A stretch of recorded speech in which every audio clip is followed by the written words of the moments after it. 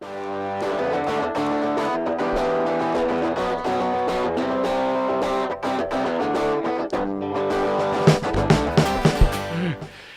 and welcome to Trinity Talk Live, water cooler conversation from a Christian perspective. I'm Ken Coughlin. And I'm Ben Lander. And yes, as always, we were having fun before the camera went live. And that's for us to know and you not to. Hey, thank you very much for joining us here on this lovely Wednesday evening. If this is your first time joining us here on Trinity Talk Live, let me give a quick second to explain to you what the show is all about. The byline says it all. It's water cooler conversation from a Christian perspective. So our goal here is largely to talk about whatever people out there are talking about, whether it be, in the secular world, in the Christian community. What are people talking about? We're going to talk about those things too. But what makes this show different from everything else you can find out there on the internet is we do try to do it uniquely from a Christian perspective. So our priority is always to put Christ first. We don't always succeed. We're imperfect people just like everybody else. The opinions we express are solely those of Ben Lander and Ken Coughlin and do not necessarily reflect the views of Trinity Lutheran Church, the North American Lutheran Church. Disclaimer. So anyway, just wanted to... Tim Foster has already commented before I even got to the live chat stuff. I wish you guys could take those masks off and separate a few more feet. Unfortunately, Tim, what you don't see, is my hand on camera here? Can you see this? My hand, where I'm touching right now, where Ben is touching, are the curtains that are like this. No, don't worry, don't move the camera. But you can kind of see how these are the sides of my office. This is this is the curtain. That's the curtain where the doorway is, and this is the curtain covering where all my camera equipment is. So there's literally, we couldn't go any further apart. Plus, the other thing is to get the camera back far enough to get us both in. It only goes so far that way. Right now, if Mary Kay backs the chair up too much, she's gonna hit the camera. You're gonna put your yeah. So it's amazing. It's like we look all nice and comfortable. We're crammed in like sardines when we do this show. So kind of like astronauts on the space shuttle. Yeah, exactly. So it is what it is. But you know what? Hopefully, it's coming to an end. That's all of our prayer. Anyway, hey, COVID stuff, not the show. Not the show. Well, we'll see how things go today. Anyway, thank you very much. And as Tim Foster has already, I'm tired, has already demonstrated for us, this show is supposed to be an interactive type of program. So we invite you to be part of the discussion. We've actually got 5 stories we're going to try to fly through tonight before 7 o'clock. Again, we have to be off the air by 7 o'clock. Because you can stay right here on this channel where Bill Rehrig will be leading a Bible study on the life of Paul on the Trinity Joppa YouTube channel. If you're watching us on YouTube, if you're watching on Facebook, go over to the Trinity Joppa YouTube channel afterwards and watch it there.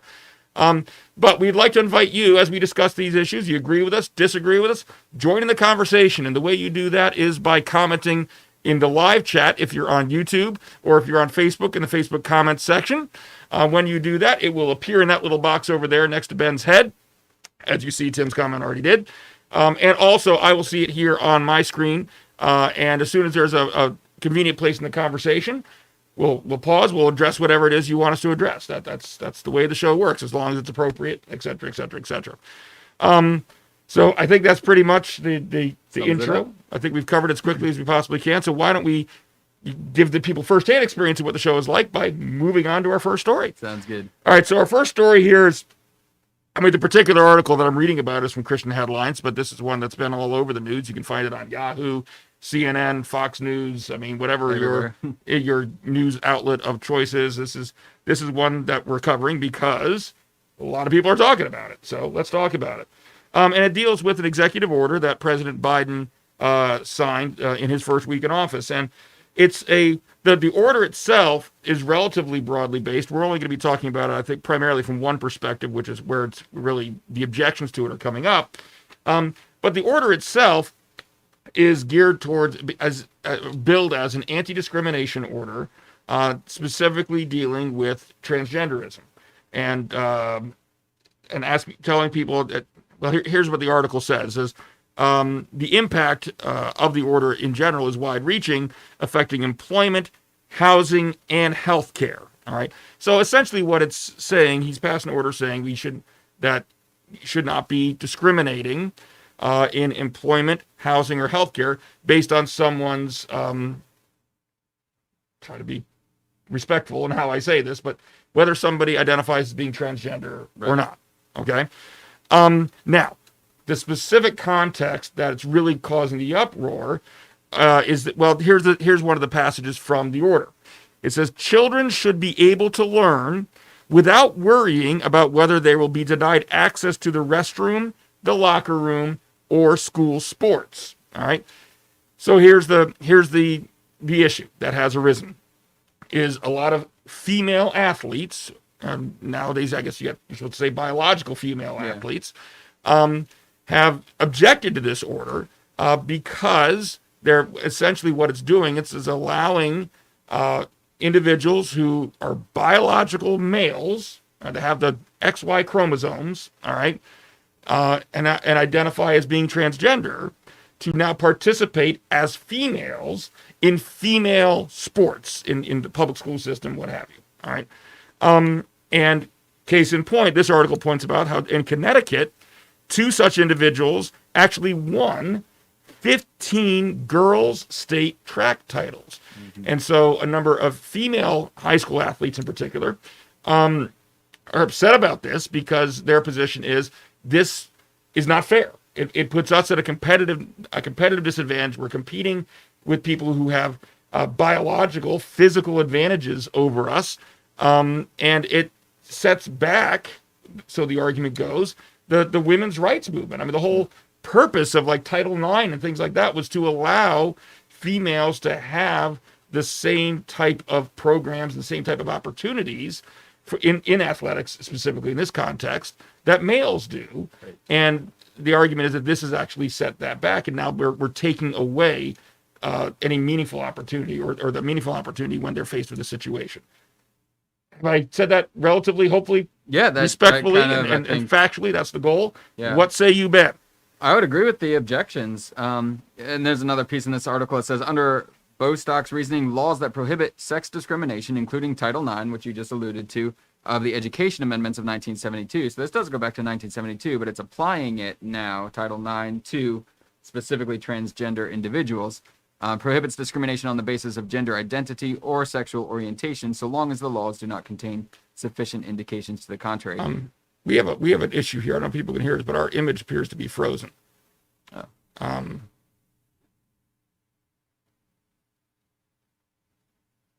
I'm just noticing it online that I don't know if people can still hear us. If anybody is online, you can tell us if you can hear us in the comment section. I appreciate that.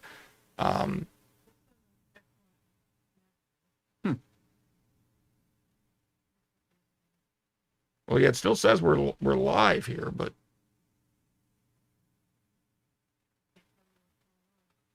if anybody could do us a favor in the live chat and let us know if we are actually live or not. Actually live. And how much we have to go backtrack in here. Oh, somebody commented. You can still hear Tim Foster. You can still hear us, but our image is frozen. Okay. All right. So we're still live, but just the image is frozen. So the internet connection here. Ben, go ahead and keep commenting what you're going to do. I'm going to step over to the technical side of things and see if we can figure this out.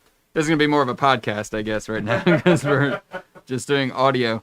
No, I was just going to say that I would agree with the objection that it does put biologically female athletes at a disadvantage, particularly because under this executive order, it states that they should not be discriminated regardless of their stage of transition. So they could have zero hormone, those who are in transition from male to female could have zero hormone adjustments or anything like that. So for all intents and purposes, it is allowing a biological male to compete in a biologically a female sport, which, you get into just the biology of it. Testosterone is one of those hormones that just does put female athletes at more of a disadvantage. And I think we're back, by the way. We see there we go. We should be visible. I'm seeing us now. And I'm seeing there's a reason why I sit behind this desk the whole time, so you can't see the belly, but you just saw me coming in from out of frame. So, sorry, go ahead. Yeah, and so the long and short of it is just that it does put, I would agree that it puts female athletes at a disadvantage, biologically female athletes at a disadvantage, and it's kind of an overstep, I would say, of that executive power. It legally have the authority to do so? Yeah. Now this is a whole other rabbit trail we can go down, but should the president be mandating what sports you can play in high school? Well, I guess I'll play devil's advocate to that. In the public schools, then again, those are usually state, not federal, and that's the other question you get to. But here's where you have the power of the purse. We're frozen again. Do what we did before. Do you see how I fixed it? All right. Click on where it says that one right there. No. Well, properties, you should be able to get it there too. Either way, click on properties. And then deactivate. And it'll take a second. All right, we're just going to keep going. I don't know what's going on with the camera here tonight, but she should be able to get us back online again. Hopefully. Still frozen. Try it again and just wait a little long. Actually, exit out. Click to deactivate it, and then say okay, get out of it, and then activate it again. And we'll see what happens there. All right, in the meantime, I'm going to keep talking. So here's my my take. I mean, I agree with you, and as a father of a daughter, obviously I'm kind of sympathetic to this, although no one would ever confuse my daughter with being an athlete. For her, getting out of bed before noon and getting down to get something to eat is an athletic achievement. She's more of a Dungeons and Dragons gal than a cross country or basketball gal. So and Tim Foster just asked a question, which we'll get to there in a second. Tim, he says, "What do you think God thinks about this issue?" Mm-hmm. Here's my look. Anytime you have two groups that have interests, all right, and those interests are in conflict, that whenever you advocate in favor of one of those interests, you are inevitably advocating against the other conflicting interest. Right. All right. However, many times the way these issues are presented is people only talk about the one interest that they're interested in defending. Yeah. And I think that's what's happening here, is that regardless of how you feel about transgenderism, I think what we see is a lot of people who are in favor of transgender rights, as it's often presented, when they're presenting the argument in favor of executive orders such as this, really only talk about it from that perspective. And one recurring theme we've had on the show many, many times is to try to see things from the other perspective. And if advocating for one set of rights or one set of interests is impacting someone else, then ask yourself about what are you doing to that other person, to those other people. And in this case, the logical impact of this order in this particular context is that it is disadvantaging biological females. Now, I will say, just so I'm not misunderstood, that I do think that in certain circumstances, an appropriately drawn executive order that's preventing discrimination for in regard to for transgender people, I could wholly back in certain circumstances. For example, if you want to tell me they shouldn't be discriminated against in employment, then by and large, I'm going to agree. Everybody has the right to get a job, and we shouldn't be preventing. Now, are there going to be exceptions to that? Sure there are.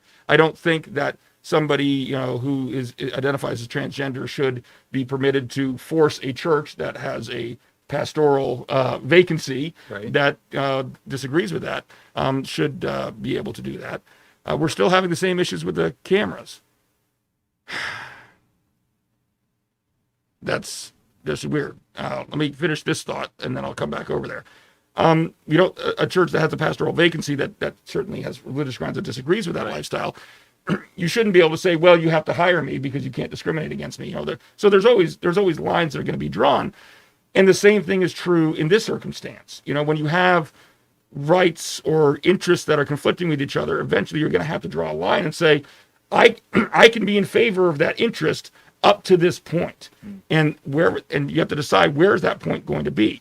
And in this case, I think the situation we have is up to that point where now you are disadvantaging another class of people who have their own laws in favor of them, because they've been disadvantaged. Right. and we're trying to give them equality, and now you're taking away the gains that they've made.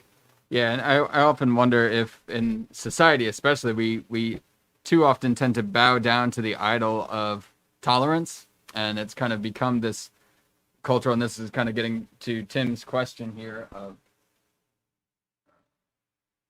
okay, I'm just checking to see if he had asked a different question. Yeah, Tim's question, what do we think God thinks about this? I think, first and foremost, we should have no other gods but God alone. And so we tend, as a society, has placed tolerance on this pedestal where it's become an idol, where we see it as an end unto itself. And so the Christian perspective in society is unpopular because Christianity is going to be exclusive.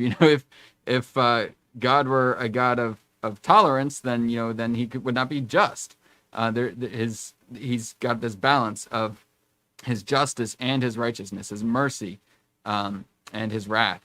And so, if God were to bow down to that idol of tolerance and say, oh, you know what, your sin's not such a big deal. Come on into heaven. Everybody's included. Everybody can come into heaven. Doesn't matter what you've done. Doesn't matter what you believe even, because I'm hanging out up here with Buddha and Krishna and all these other people as well.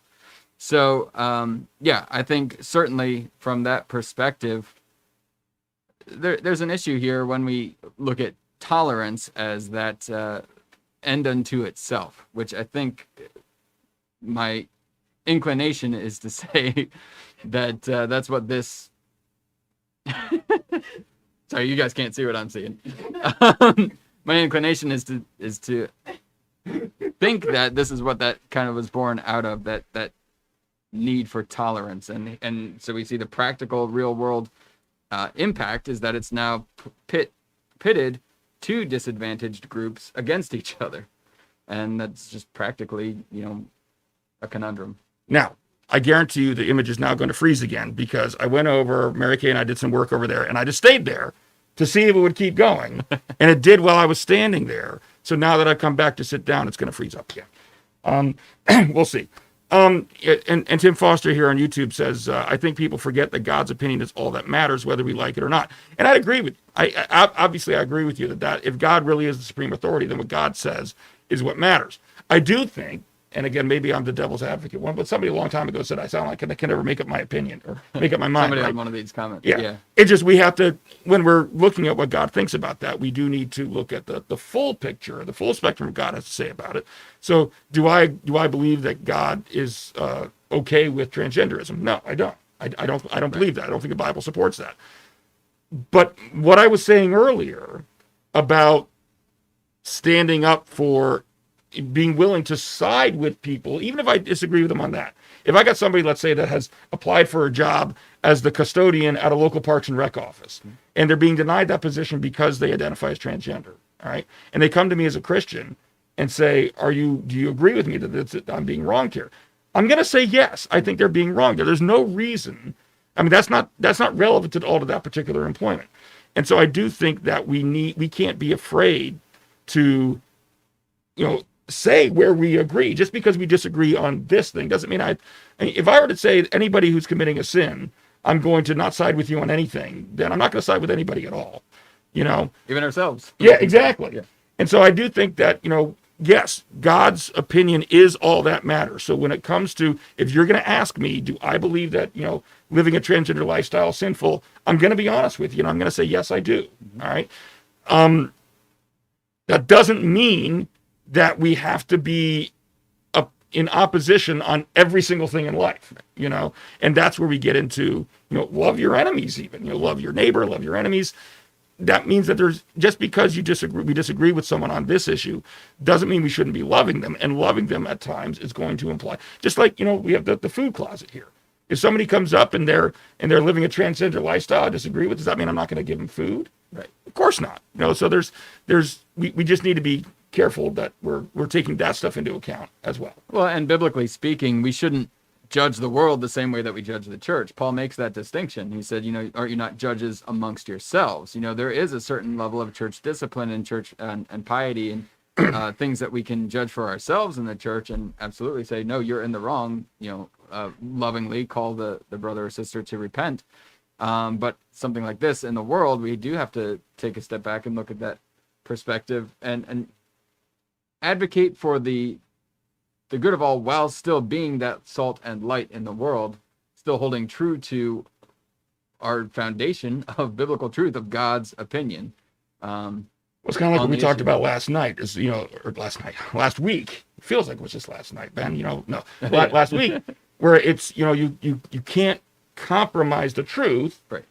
But you still want to, be, and we were talking about unity. It's like, it depends on what we mean by that, but certainly we want to promote gentleness and respect and all those qualities, but also not compromising on the truth. And there's a balance there that, yeah, we miss the mark on that. Sometimes everybody does. We're all sinful humans, but that's what the goal is supposed to be. Yeah.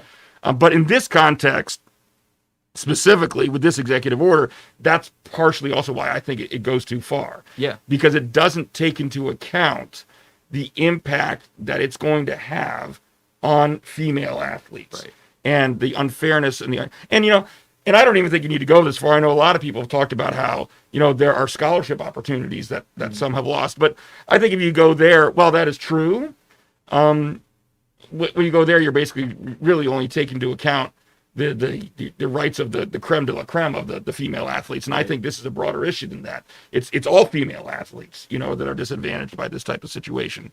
Yeah, the track team only has room for, I don't know how many athletes are allowed on a track team, say 10 for the sake of argument, and half of them are biologically male, transgender, then that's 5 female athletes that aren't able to participate. Right. And Tim Foster's quoting the scripture, 1 Corinthians 15:12, which gets to what you were just saying before. Thanks, Tim. For what have I to do with judging outsiders? It's not for those inside the church whom you are to judge. God judges us outside, purge the evil person from among you. Yeah. And that, and Tim, that's a scripture that I think people forget about a lot, because we'll see, they'll always go to the judgment, take the log out of your own eye before you judge the speck in someone else's eye. And people will say, Jesus said, don't judge. The Bible says you shouldn't judge others. Not so fast. Yeah, not only not so fast, but first of all, that in and of itself is a judgment. Right. So when you say you shouldn't judge people, the answer is, well, then why are you judging me? Right. And so that this kind of shows the inevitability that you have to make judgments in life. You're going to make judgments in life. Jesus there was speaking of hypocritical judgments, whereas you see this passage that Paul writes in 1 Corinthians is kind of getting to the core of what you were saying. It's like, of course we have to judge within the church. Now, there's also still a way of outline of going about doing that. Right. That is a loving way of proceeding with that. But that's kind of the whole point. You building each other up, building disciples, which is one thing we're supposed to be doing, isn't just affirming. It's not just a matter of we're going to affirm everything you're doing and I'm going to make you feel good about yourself, right, Ben. I'm not helping you become a disciple. You assemble pastors who are going to tickle your ears. Yeah, and tell exactly. You what you want to hear. Discipleship means trying to help people along their journey to. Sorry, I just said journey. I'm thinking of the last story for the day. Wait till we get to the last story. But it means helping them become more like Christ, and that's got to be affirmation and also criticism when we're straying from that path. Yeah. It's speaking the truth in love. Yeah. All right. I think we've let our and people may disagree with us on that, but that's my rationale. Well, I personally think that oversteps. I think in any context, hopefully I've been consistent in this. We should be trying to think of not just one side of the story, but how it impacts. Yeah. So I would hope that even people who disagree with me on the transgenderism issue would still be able to look at this particular circumstance and see and try to see it from the perspective of the biological females that is disadvantaging, and take that into account. All right, next story. Sure. All right, story number 2 comes out of churchleaders.com. This is a North Dakota bill that got passed. I'm sorry, it's not passed. I am only a bill. Schoolhouse Rock. My voice is shot. I'm actually a little bit of a better singer than that. Not much. Conjunction junction. No, don't go. That's a different one. We're talking about a bill. Schoolhouse Rock. It's still Schoolhouse Rock. Sorry. This is a bill in North Dakota that's proposed. Sorry, it's not passed yet, but it's been proposed. About child abuse reporting. And so specifically, it's the portion of it that is getting pushback from the Catholic Church is that it's now requiring all clergy to be a mandatory reporter. What that means is when they see something, even in the context of clergy penitent confidentiality, when they see signs or even have kind of a inclination that abuse may be going, or neglect or anything like that, not even only in the case of children, but also handicapped adults, mentally handicapped adults, that they are now mandatory reporters, meaning they must say, they're legally obligated to say something. And the reason it's getting pushback from a lot of people in the Catholic Church is because they're saying that this goes against their sacramental, the sacramentality of the clergy penitent relationship. And so the argument here by Father, I don't know if he's a father. I don't know if he's Dr. William Donahue. Is that yes, what you're referring Dr. to? William Donahue. The Catholic League president. Okay, yeah, thank you. You're welcome. He says, can you identify a single there's instance? advantages to physical paper. Now, to scroll technology is through not always the answer. We got like a big old ad in the middle of the... Anyway. I found it faster. That's all I'm saying. So anyway, Dr. Donahue says, can you identify a single instance, just one will do, where it was later learned that a grave injustice was done to a victim of clergy sexual abuse owing to the failure of a priest to disclose what he learned in the confessional? Asked Dr. Donahue. Yeah, actually, as our resident Catholic, I'm gonna as our resident field Catholic it to Mary Kay. Well, I just want to say that first, having volunteered in the Catholic Church and having to go through the training that is required and the background check and all that stuff, we actually had to do, and Ken, you should remember this because you did it too. Mm-hmm. There was a lot of training about what to do in the case of suspected or even full knowledge of child abuse, and we were told we were under obligation to report it as volunteers. However, and it sounded like what you were saying, that the proposed law covers, doesn't quite sound like it covers the actual confessional. The penitent privilege is supposed to be so that somebody will know they can go into the confessional, which is a sacrament in the Catholic Church, doing confession, to go into the confessional and being able to say whatever they need to confess. So in this case, it wouldn't be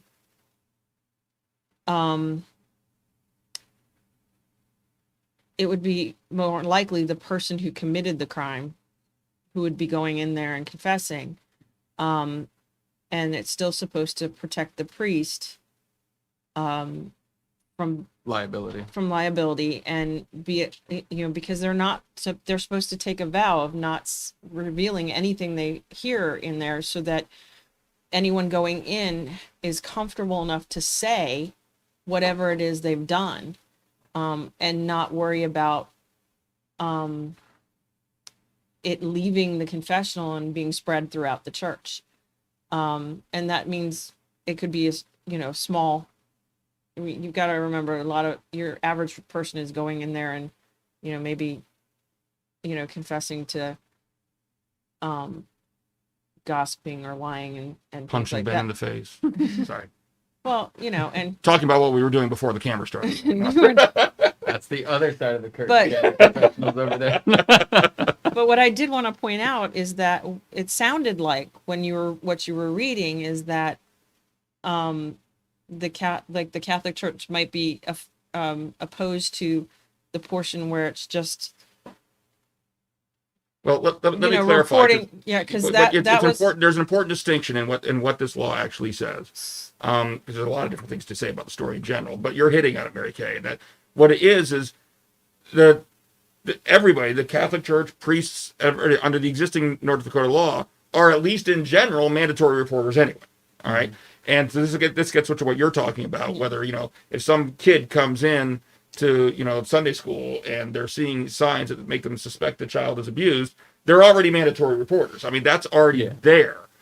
There is, however, in that law currently a follow-up sentence that basically says, except where the information is learned in conjunction with this clergy penitent privilege, in that pastoral type. To remove that privilege. Right. So the bill is just it's leaving the law exactly as it is, except removing that sentence.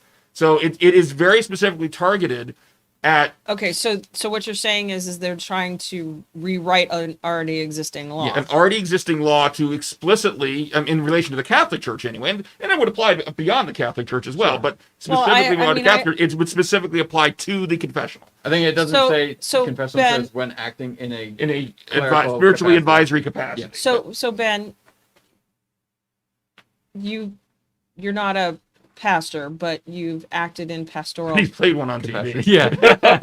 Wait, one on- and you've acted in a pastoral Yeah. capacity, and you've done some seminary work. Mhm. What is the Lutheran sort of take on when somebody comes to you in a confessional kind of I mean, is there the Lutheran In the Church spiritual doesn't advisory Yeah, capacity, in the which spiritual is well, what the, advisory the capacity. Lutheran Church doesn't have confessionals, but Right. I imagine somebody might come to you and say, "Hey, you know, I mean, we still affirm scripture, you confess your sins to one another, and Yeah. so doing, you'll be healed. So we will still, if somebody really has something heavy on their heart and they want to, not necessarily in that sacramental aspect, because it's not a sacrament, you're right, in the Lutheran Church. But every time, even going back to my days in youth ministry, I would tell frequently youth who would come to me wanting to talk about anything, and they say, can you keep it, just between us? Don't tell my parents. I'll use that example. Say they'll be like, don't tell my parents. I said, well, hold up. I can agree to that only in so much as it's not hurting you or somebody else, or kind of in that general field. I reserve the right to tell their parents, or to if it was something very serious, I'd have to alert the authorities. So yeah, there's always a proviso that if it is something illegal, I would be obligated, not only legally but also morally, to report to the necessary authorities, and and even in a more of a pastoral role, that still kind of translates into that as well. So here's my first of all, before I get into the nitty gritty of it, I did want to touch on one of the comment that that Dr. William Donahue made when he was talking about the fact that, can you identify a single instance where this was a problem, basically? Mm-hmm. And I think his position there is he's basically saying that what we have here is a solution in search of a problem. You're not really addressing anything. Whether how much weight that carries, I don't know, but I certainly understand what he's saying. It's like if why we're creating something for political reasons or whatever it may be, that's really not an issue. You're not really addressing an underlying issue. The argument, and this is I'll admit this is a tough issue, and I'll open up the punchline of my personal views and how I come down on it is if I have an issue with this bill, it's that I don't necessarily think this should be mandated. Like you said that you think you have a moral obligation, and I can absolutely see that perspective. I can also see the other perspective that there's a moral obligation to be willing to not disclose, because the argument goes, that's the only reason they're going to confess it to you in the first place. Right. They're not, if somebody knows that you're a mandatory reporter, they're not going to tell you this. Right. And would you rather have them confess or not confess? Because if you have this type of situation and they're confessing to a priest, they're at least getting, number one, it shows a certain recognition that what they're doing is wrong. Number two, it does offer the spiritual advisor, I'm saying priest, but again, the law doesn't have to be just that. It can be any spiritual advisor, the opportunity to try to get them on the right track. Will they succeed all the time? No, not necessarily. But if you make them a mandatory reporter, then none of that can happen. None of that's going to happen. So I don't know which of those is the right answer. I don't claim to. All I'm saying is this is one of those situations where I think we can have an open dialogue. I can absolutely see both sides. And for that reason, I kind of don't like the government mandating reporting. I mean, if that makes sense. Yeah. Well, and as you said, it does seem very targeted because the bill's staying exactly the same, except that they're pulling removing that one thing out. Yeah, Right. so that seems very targeted at faith groups. What are the you? At one point when we were discussing this story, we talked about how lawyers and have a certain confidentiality. Well, thank you for pointing that out because that was the next point I was going to make, but I was trying to do this progressively. Oh, sorry. Because I'm a lawyer. If you didn't know, advisor, legal advisor. One point that I found very interesting that he made was this: is Donahue wanted to know why the North Dakota legislators had given a free pass to therapists and attorneys. In other words, this changing of the privilege, this changes in the mandatory reporting, is only for clergy. Okay. Lawyers still don't have to disclose, and I can go into the rationale for that, and I get it, because you want the client to be able to freely disclose things to their attorney, so the attorney can adequately represent them. Same thing kind of goes with the clergy privilege, but and therapists are, and that one I find interesting because that's not true in every state. I know from experience, not personal experience, a relative of mine actually, that did disclose something to a therapist and was subject to mandatory reporting. And so the point he's making is, well, wait a minute, you're only selecting clergy to make this change to, not attorneys, not therapists. And I wonder what that says about how Christianity, or religion in general, I guess you could say, is viewed in the changes in our culture today.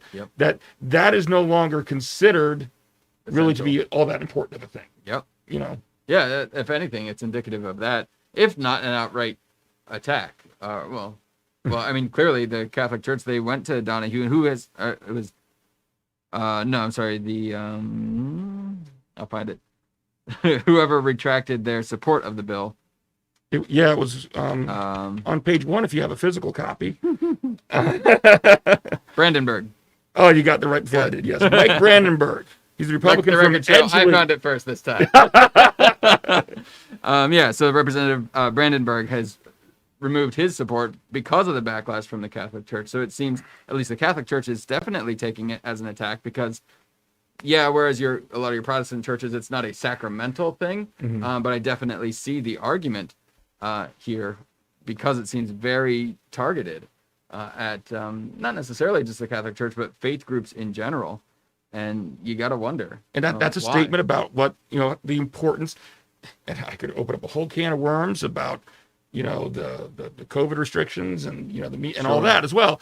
But I do think overall, you're seeing a cultural movement where faith, and I will say specifically the Christian faith because we're always perceived as being a Christian nation, right?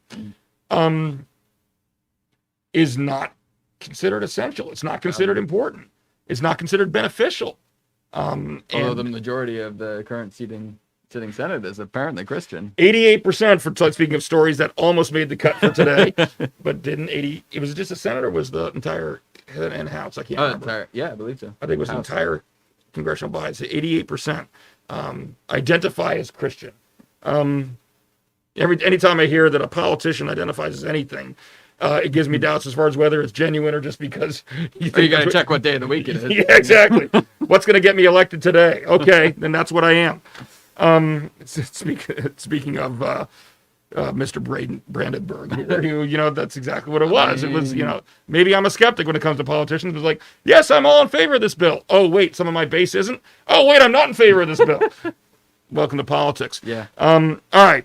And so that's a touchy one, and that's a complicated one, and that's so I don't know. I'm open to hearing arguments on both sides as far as mandatory reporting versus not mandatory reporting in those circumstances, because you have to listen to both sides. Getting back to that theme, you have to try to empathize and listen to why people are where they are. I think I would be more sympathetic to the removal of that if it were more inclusive, but that lawyers and therapists were also included on that. But because it's specifically targeting religion, that's where you kind of raise an eyebrow. Right. So, all right. Shall we move on to our third story of the evening? Even though I print these out pretty big, I still got to get the glasses out sometimes to read them. All right, so the record show that I can zoom in on mine. It never ends. It's funny because I'm the media director here and I'm the one advocating for, paper, and I'm still old-fashioned in that way. I like reading books with bindings and all that.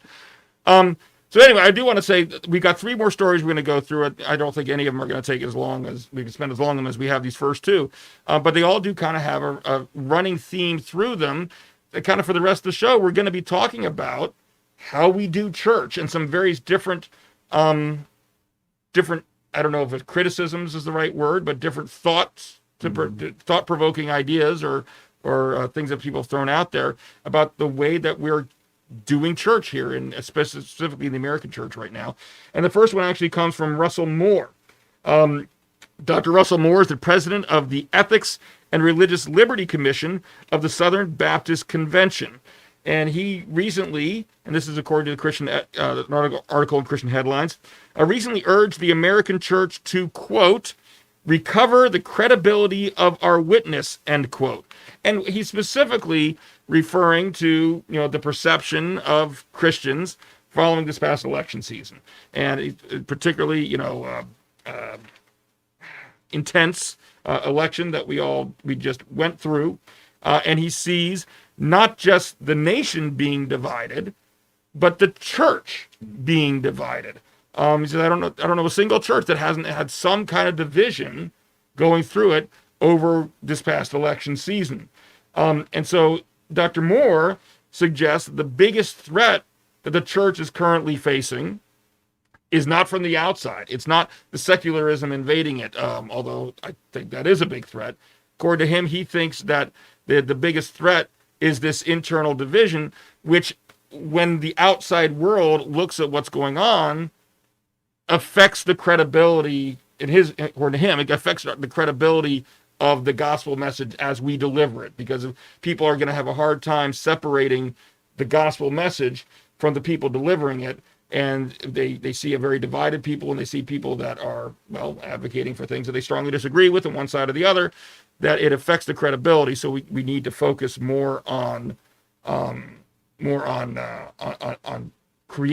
up that credibility again. Beth Garner did comment on YouTube in regard to the last story. I'm sure I missed it, but isn't there a duty to report abuse from clergy? Is this bill specifically about transgender people? No. The transgender story was actually the first story we talked about. That was an executive order from President Biden that impacted the ability to play in women's sports, for example. There is a duty to report even abuse, even by clergy. Mm-hmm. But the way the law was written, or is currently written in North Dakota, there's an exception to that, specific to when that information is discovered in a spiritual advisory capacity. Right. Meaning, in the Catholic Church perspective, from the confessional. Yeah. All right.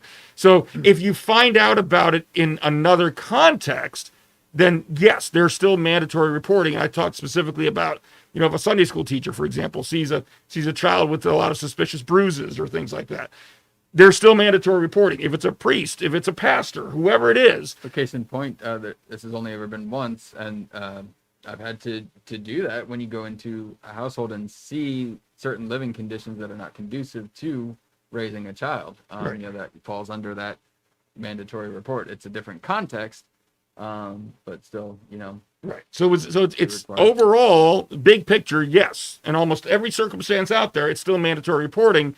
The law just allowed this one very narrow exception to when it was discovered in this particular context. And the bill that's currently being debated is trying to erase that part, to take away that one limited exception, so that even if someone comes to you in the confessional, you still have to report it. Yeah. So like lawyers and therapists don't have that. So if somebody comes to a therapist and confesses something, the therapist in North Dakota does not have to disclose it. But if they come to a priest or a pastor, the priest or pastor does have to disclose it. Right. So hopefully that answers that question. So getting back to Dr. Moore's comments, who sees this division and the fact that he thinks it's affecting our witness and our sharing of the gospel with the world. He's urging the church to get past that, to get past these divisions, to try to, find unity within the body of Christ. Yeah. So, and Beth Garner says thank you. She thought so. Thank you very much. So, what do you think, Ben, about his comments before I dive into some more things that I have thoughts about? Yeah, I think we've certainly seen that in just churches across America. This has been it's been a very divisive year for society at large, but that has impacted the church as well. And something as I was reading, just looking at this story as well as the following two, a verse that I kept coming back to is James 1:27, where the author says, "Religion that God our Father accepts as pure and faultless is this, to look after orphans and widows in their distress," pin that for the next story, and to keep oneself from being polluted by the world. So these are these two things that James is pointing out that is true religion, that gives credibility to our witness, because the very verse right before that says if someone thinks themselves religious and does not have a tight rein on the tongue, then their religion is worthless. Basically, their credibility is bunk if they are claimed they have all the outward appearance, just like Jesus and the Pharisees. You whitewash tombs, they have all the outward appearance of holiness, but on the inside is full of dead man's bones. So whatever's on the inside is gonna come out at some point. So there's these two things that James says: look after orphans and widows, and keep oneself from being polluted by the world. And I think that latter half especially can apply here, where we see the pollution of the world seeping into the church. That's a tall order today for Christians in America, to keep oneself from being polluted by the world. Not only are we inundated with just all forms of ungodliness across our society, but particularly when we get stuck and mired down in politics, and when that's what we consume, then it's gonna take root. And this goes back to what we've been trying to say here at Trinity, is we find our identity not in our political party, not in who won the election, but we find our identity in Jesus Christ. And that's where we get our sanity as well. We can look to the throne of God and see that he is still on it, and that it doesn't matter who's sitting in the White House, because God is still on the throne. And so I think we lose sight of that. And as a result, yeah, I would say it's affected our witness, our credibility to the world, to be that salt and light, to be a reminder that this life is not the end. It's that eternal perspective that we've talked about on this show before as well. All right, now I'll be my cynical self. I agree with all that, obviously. I mean, that's obviously correct, and we've said that many times in the show. One of the things that Dr. Moore said here in trying to promote this spirit of unity, he says that he's encouraging people that what we need to say is, I'm willing to listen to views I disagree with and to grow. All right. Is it a lot easier to say that? I mean, let's face it, Dr. Moore, according to this article, was not a fan of President Trump. You know, we've talked about our views about various different things here and there. I'm not going to go back into that at all right now. But he was not a fan of President Trump. One of the things he's talked about is that when he was president, he spoke out against him, and then he lost a lot of support from other Christian groups, things like that. Now we get into the perception thing. If the only time we hear people calling for unity is when their side won, does that affect? I mean, that affects the message. Yeah. Because, you know, so I can see people right now on the heels of this election seeing Dr. Moore making these comments and say, yeah, easy for you to say right now. How do we get past that? Because everything Dr. Moore is saying is correct in the broad sense. I'm not going into specifics about, you know, criticism of President Trump or anything like that. I'm just saying in the broad sense, he's absolutely correct. We need to get past the division. We need to be unified in Christ. We need to put our identity in Jesus, not in any political party. How do we get past the fact, though, that when the only time, like, I got to ask, and I don't know the answer to this, and please don't think I'm criticizing Dr. Moore, because he may have done this, but I got to wonder, over the past 4 years when Trump was president, were you making the similar call and telling people that agreed with your viewpoint to be willing to listen to views they disagree with and to grow? You know, or is that just something division happened overnight? Yeah, you know. And so how do we get past that so that even when it's our ox being gored, so to speak, that we're still willing and able to send that message of listening compassionately to people even that we disagree with? Yeah, it goes back to that speaking the truth in love, regardless of whether you're on the quote unquote winning side. And again, if we have an eternal perspective, it doesn't matter what side it won, you know? We should be prepared to always be prepared to give an answer for the hope that you have, and do so with gentleness and respect and love.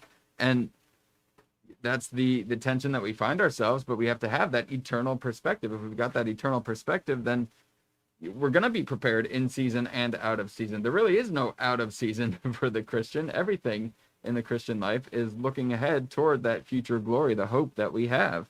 And so if that's our framework, then yeah, even if your side lost, we can stand and say, okay, I'm willing to at least hear. Now I'm gonna filter. I'm going to test the spirits and see whether or not they're of God. I'm going to test what you're saying and hold that up to Scripture. And if Scripture disagrees with it, so am I. But you know, but do so in love and in gentleness and respect. Is that better? Oh, so he's kind of like, now you can hear me. No. Sorry. See, that's just proof that I really am the technology guy, not him. So, because I know to do this. Of course, I'm not saying I've actually been doing that, but yeah. Now somebody's going to go back and rewind and say, Ken, you were doing it too.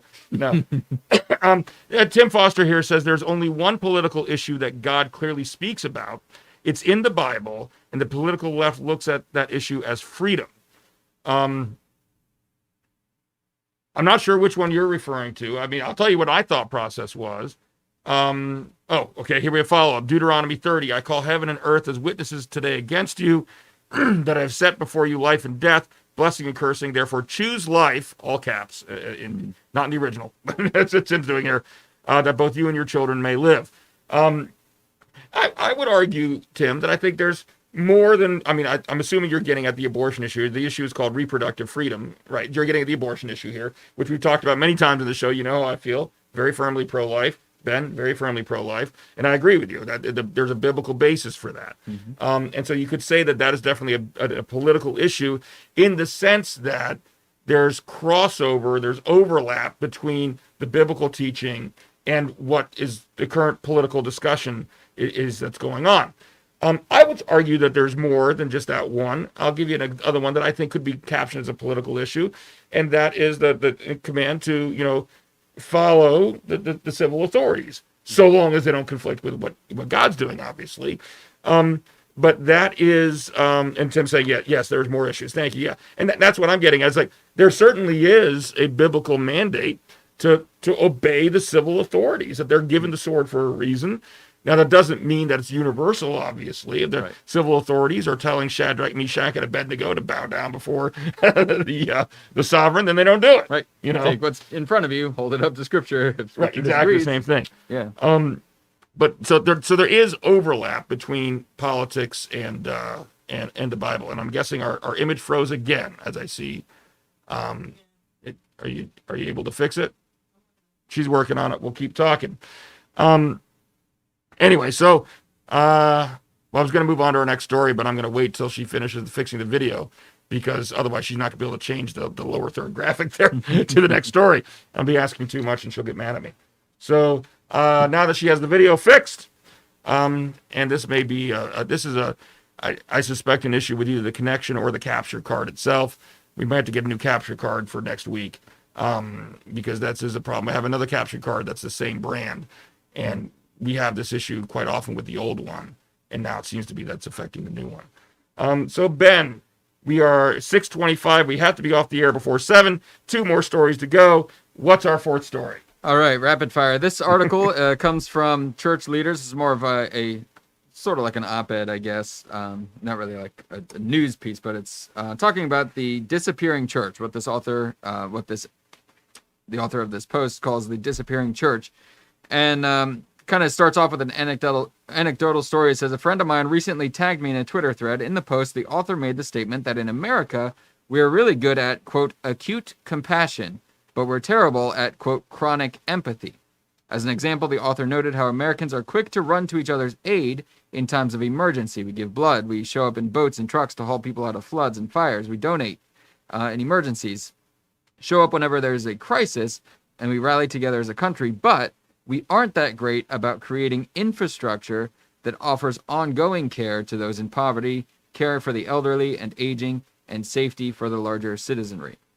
So what the author is kind of pointing at is the tendency for the church, and I guess even a call for the church to get back to, kind of going to what I had said in James 1:27, religion that God our Father accept as pure and faultless as this, to look after orphans and widows in their distress, not in a temporary quick fix sort of way, which I think is something that we tend to gravitate toward. They're looking for to be the hero rather than accepting the hard work that it sometimes is to walk with people in an ongoing relationship toward getting them out of that situation, or toward building them up and looking after them. And you can kind of go more into that, but that's what this author is looking at, the difference between what they call acute compassion and chronic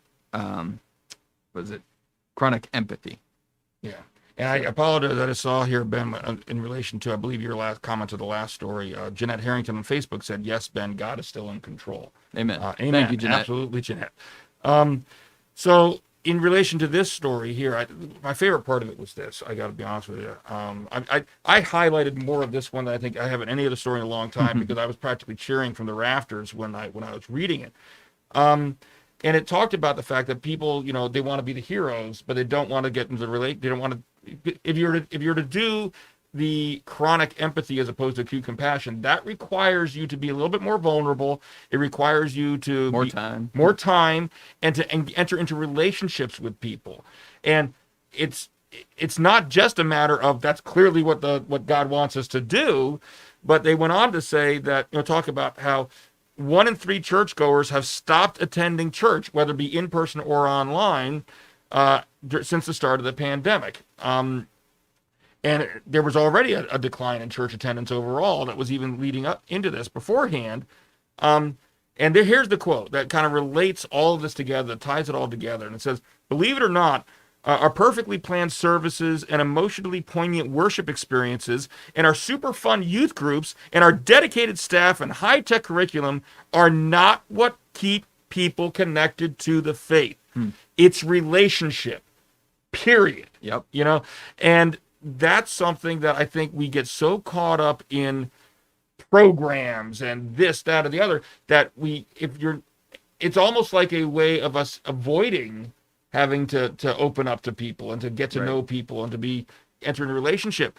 And yet it's the relationship that actually not only is going to, that's what people are seeking. That's what people will bring people to the, in a meaningful way to your church. I'm not saying that people won't come to your church because they love all the flashy lights, but that's not going to keep them there. Right, exactly. What you use to bring them in, you're going to have to use to keep them there. Reese always says, shout out to Reese if you're listening. Yeah. She could be watching now. Our videos were. Yeah, that's right. That's one of the things that I really got me behind Hope of Life. For example, when we partnered with them for the Guatemala trips, rather than just going down there once and then just saying we're done, their model for a village sustainability is your first couple trips. You when you sign on to adopt a village, you're signing on for a several year commitment, and you're committing to sending groups down. We did twice a year for 3 years, going down, and each of those trips, it's a little bit. They use the term earning the right to be heard, right? Because people don't care what you know until they know that you care.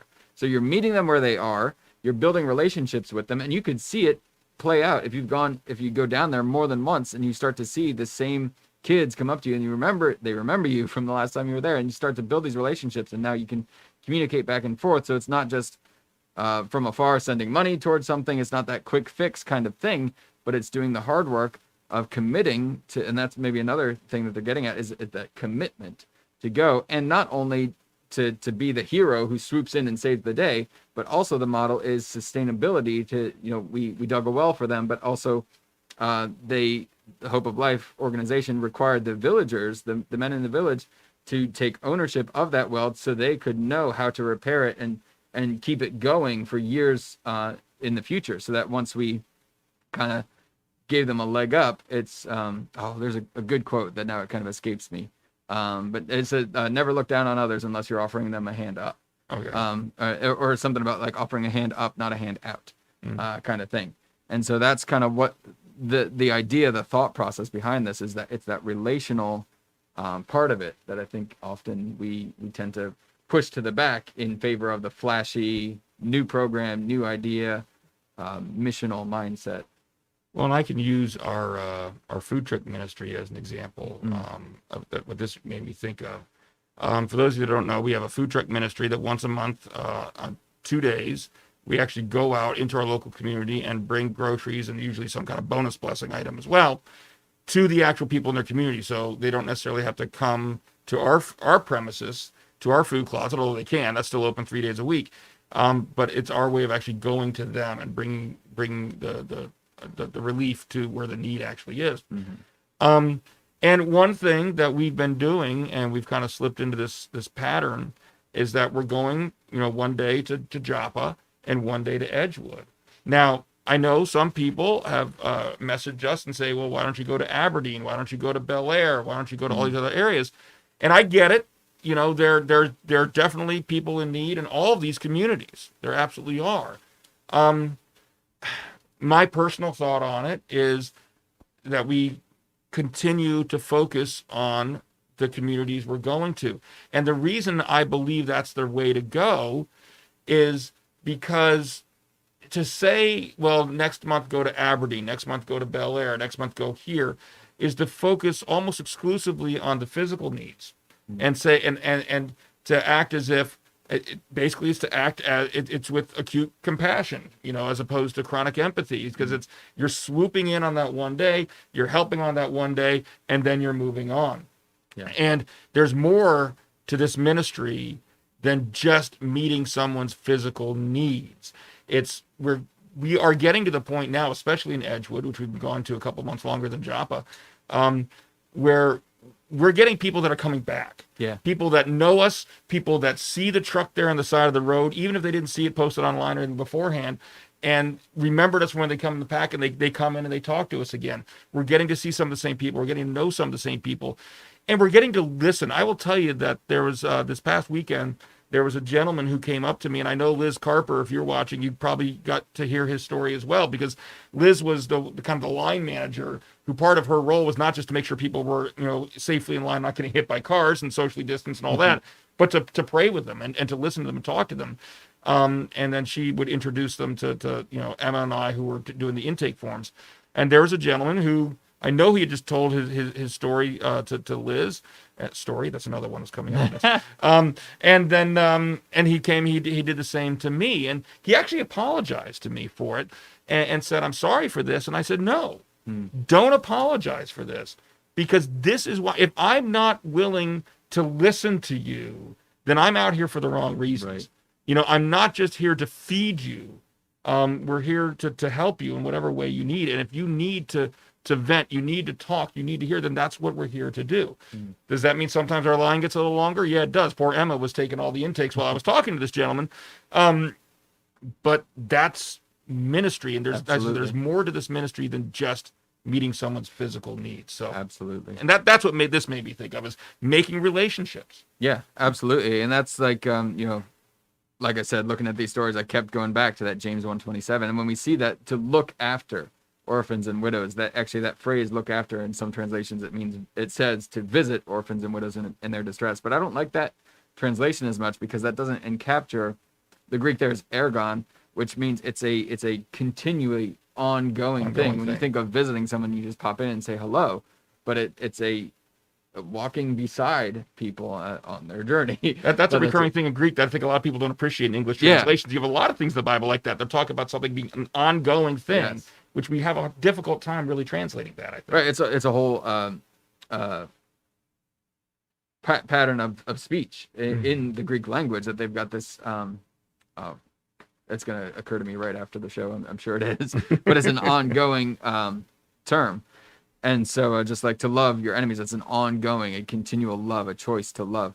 So yeah, that's what this article is getting at. And I agree with you. I'm just kind of cheering the whole time because I got behind it and it's just saying, yes, it's not that we can't go out elsewhere and meet all these other needs, but I think we're placed in a certain position. Jesus could have said, start here, go there, go here. We said, go to Jerusalem, then Judea, Samaria, the ends, and then eventually to the ends of the earth. When you're building disciples, then those disciples are going to build disciples, and that's how it grows outward. And in order to build a disciple, it takes patience. It takes the long-term goal in mind. I like that you mentioned that because I think that hits at what this article was talking about even before COVID, we were seeing some shrinking in the church, and perhaps that's why. Because we weren't building disciples. Yeah. And if the church is going to grow, because if you truly build disciples, then they're going to go out and build disciples, and they're going to build disciples. Well, if you see it going the other way around, then you got to question: am I really building disciples in the first place? Absolutely. All right, we are getting short on time, so we need to move on to our last story of the day. And this is a funny one because this is one that you and I did do something about this on a we did long time ago. Go back and look. This is like the old format of the show, I think. Where we did an episode, I think, about Christian lingo and all of that.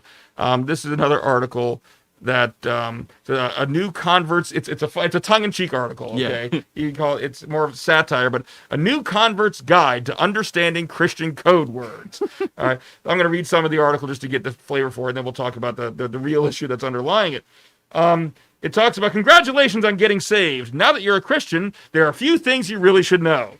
First, you must listen to the songs Secret Ambition and Jesus Freak. These two songs will come up a lot in conversations and have the potential to make you a lot of friends. Second, get used to drinking awful coffee. Since the very first meetings in Jerusalem, Christians have insisted on drinking coffee that tastes like scalding hot paint thinner. Finally, learn the Christian code words. What you may not have realized is we have our own special code language. If you're going to communicate with other Christians, you need to memorize our code words and their definitions. What exactly are these code words? I'm glad you asked. And then it goes on to a list of terms and definitions, one of which is, like, the first one is story. Yep. These words that Christians use an awful lot, which I use tonight, Most people think of story as something contained within a book. Oh, how wrong they are. All of us have a story. Your story, also called journey or road, and basically it's everything in your life. Other things in here, like, I love this one, because here it's all, in this place. This is a phrase included in many of our prayers as a way of making sure God knows exactly where we are located. We want God to bless us in this place. We don't want him to accidentally fire his blessings into the church down the street. So we alert him to our precise location. Think of this as the GPS of Christianity. And one other I'll mention, and then we'll move on to it. Hedge of protection, right? I wonder if Reese is listening. I've heard you use it, Reese. I love you. What is the strongest thing in the world? Titanium? Diamond? Kevlar? Nope. Hedges. That's why we pray for a hedge of protection to surround us. Anyway, but it's a satirical piece that raises a serious question that I think we as churches need to think of. What does your church look like to someone who's new to this whole Christian faith thing? Do they feel welcomed, or are you putting them off by the way you speak? Because we're using certain lingo, certain terms, and they have no idea what we're talking about. But most people, let's face it, when they're in that kind of situation, aren't going to want to speak up because they're not going to want to look like they don't know what they're talking about. Which gets at the underlying problem. I wonder half the time if even as Christians we know what we're talking about. Using imprecise terms. Now, to a degree, and actually somebody in the comments, I did read the comments on this one. I usually try not to make it a practice of reading the comments, but this guy, this matter of fact, you'll notice which of us is actually reading the comments that are being made live here. It ain't him. It's me. Made a, I read the ones that were already written. She made a good point, though. She said, practically every group or subgroup is going to have its own lingo or jargon just to kind of make, talking about things easier, without, there's certain ones that we need to use, like justification, grace, redemption. Those are biblical terms. So you can't really talk about your Christian faith without those terms. The problem that she says is that we use imprecise terms without really explaining what they mean, which is what you're getting at. Usually it's done to show that we are part of the in-group. And that's the problem, not so much the jargon itself. Our goal in speaking about God and faith should be precision and illumination, not exclusion and obfuscation. So yeah, that kind of gets at the heart of it, I think. I thought that was a good comment that, yeah, I wonder half the time if even Christians use those words. Like one of the examples in here was echo. It says if you're in a prayer meeting and you forget what you're going to say, just say echo. I just want to echo what this other person has said, just to really hammer home the point. Or loving on people. They said, this sounds creepy, but it's really not that creepy. So it's this language that, yeah, it's tongue in cheek. I thought it was funny. It was a good article. But the underlying issue behind it is, do we care more about fitting in than we do about praising God? You know, when you said that, or building disciples. You say that you don't need, if Christians even know what they're talking about, sometimes you know what that made me think of. Inconceivable. You keep using that word. I don't think it means what you think it means. This is like week 3 where we've had a Princess Bride quote on the show. Because it's the most quotable movie of all time. There's a Princess Bride quote for every situation. Jeanette Harrington did say here on Facebook, Ken, what you said makes sense, that you focus on the same groups of people each time you go out with a food truck. Good idea. And, and I get it. I do get the sentiment of wanting to spread the wealth, so to speak, and go everywhere else. So I'm not going to be critical of ministries that do that. I just think, personally, I think there's more of an advantage to going to the same people over and over again if the need still exists, because you do have that opportunity to create that relationship. Right. And I'm just gonna say that when we're out there and we're collecting the information from the people who come see us, we do ask them about some of their other needs that they have. And if I'm going to look at that data as a jumping off point for the bonus blessings, and it doesn't really make sense for me to collect data about what people in Edgewood need and then go out and serve Aberdeen those things. Right. So that's our bonus blessing. Now, in relation to this lingo article that we're talking about here, I guess the awakening point, the alarm bell that needs to go on over our head is to try to be aware. I don't think there's anything necessarily wrong with the terms per se, but I just think we need to be aware of them, because if we're doing a disservice to the people that are coming into our church, and the whole point is to make them feel welcome so that they'll hear the gospel message, and you don't want to confuse the gospel message because they don't understand the lingo term. So when things like that get used, just be aware of who's around you, who you're speaking to, who you're listening to. And sometimes that might mean finding another way, to say it or to elaborate on it or explain it. It's like, so tell me what your journey's been. Okay, hold on a second. How'd you get here? How'd you come? I went through the sea of twirly gumdrops, and then I walked through the Lincoln Tunnel. We did that at Christmas time. Actually, just after Christmas, because we weren't on at Christmas time. That's the second elf reference. I've got the exact same reference we made a couple weeks ago. So. Anyway, so yeah, just it's funny because it's true. It also shows that yes, as Christians, we should be able to laugh at ourselves, but at the same time, that what makes good satire is when there's an underlying truth underneath it that we really need to pay attention to, and I think that's definitely true there. So, all right, let me click over here and make sure I'm not missing anything. I don't think I am. So this is the point of the show where we've kind of finished our 5 stories. And so I'm going to vamp for about 20 to 30 seconds because, the live stream there's what's called a buffer. And so the live stream is about 20 to 30 seconds behind what we actually see here. And if anybody's currently typing a comment and we've stopped the show, then like on YouTube, my wife is telling me there's a comment right now. See how that works? Beautiful. That's why we vamp. Tim Foster says, I just say, do you know Jesus? Do you know what he desires from you? Yeah, I mean, that's, just try to simplify it as much as you can. And then when people respond, they say, I don't know. And I think that gives you a door just to try to keep it simple. I've seen people that walk up and say, are you saved?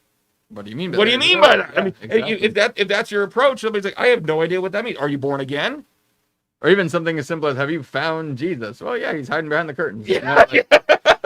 Right. What do you mean by that? And Catholics are Christians, but we don't always use the term being saved or born again. well, and even the born. If you think about it, even that born again lingo, it's got a biblical basis. It absolutely yeah, does. and it But does. even in that Bible story, the hearer didn't understand what Jesus meant by it, Right. and so that alone should tip you off that maybe we need to not just use that term without explaining it. Maybe that's what it actually means. And Tim Foster also here says, "I tell them that Jesus wants to be your friend and get to know you."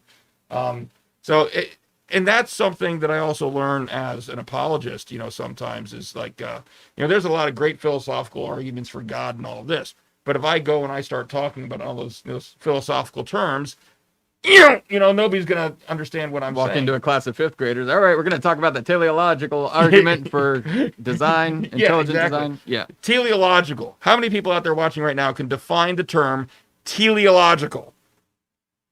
You're not okay. Out there, you're in here. I said, how many people out there can define the term teleological? Now, which term sounds less off-putting? Teleological or design? Right. Design. Design. It's design. Tim Foster, KISS. Keep it simple. There you go. Somebody, yeah. Yeah.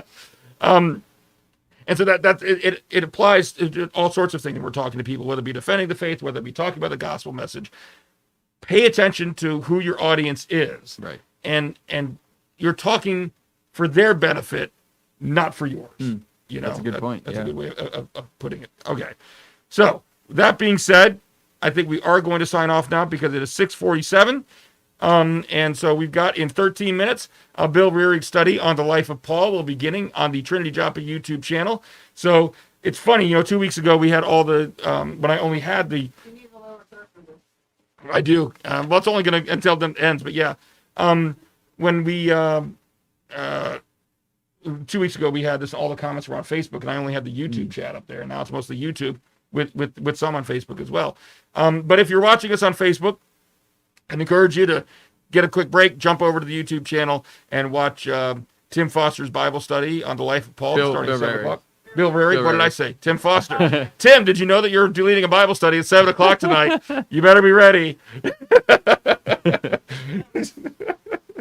So, and really quick, tomorrow night. Oh, I've got a Bible study as well. Yeah, it's the 7 steps to Bible basics. Yeah. At 7 o'clock as well. 7 o'clock as well. Those will be live streamed. So we did have some technical difficulties. So if Bill's study doesn't start right on time tonight, just be patient. We'll get it worked out, and it'll be up and running. So, all right. Anything else? I think we're good. We're very good. Thank you very much to our lovely producer, Mary Kay, my wife up there, who's Tim Foster.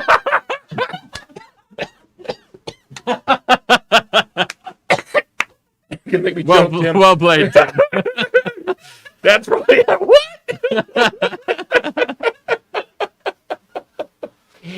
Okay. Let's try this again. Thank you very much, Mary Kay, for being our lovely producer here tonight. Thank you to Ben, as always, and thank you to all of you out there for watching and participating. It was a great show. We really appreciate it. May agree with us, may disagree with us. Susan Heckle here says, thanks, everyone. Thank you all. Hopefully, again, we don't always get it right, but hopefully we did exhibit gentleness and respect as we discussed all the issues tonight. Join us again next week, 5:30, right here on the Trinity Talk YouTube channel and Facebook page for Trinity Talk Live, Water Cooler Conversation from a Christian perspective. Good night. Amen. That's not what you wanted to do. Try again. Good night. That's not what I say. What do I say? I don't say good night. What do I say? Amen. God bless. I say God bless. I'm losing my own tagline. Here we go. That's why you messed up, because I messed up the tagline. All right, let's try this again. Ready? Hold on. Now you should do it with this hand, too. God bless.